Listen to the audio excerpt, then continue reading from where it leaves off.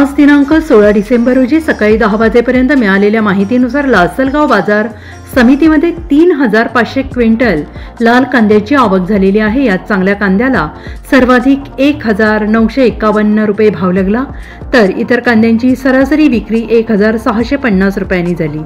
आज लासलगाव बाजार समितीमध्ये कांद्याला सर्वात कमी भाव 1,000 रुपये लागला असून राज्यातील कांदा बाजारभाव आपल्या मोबाईलवर पाहण्यासाठी आमचं चॅनल सबस्क्राइब करा।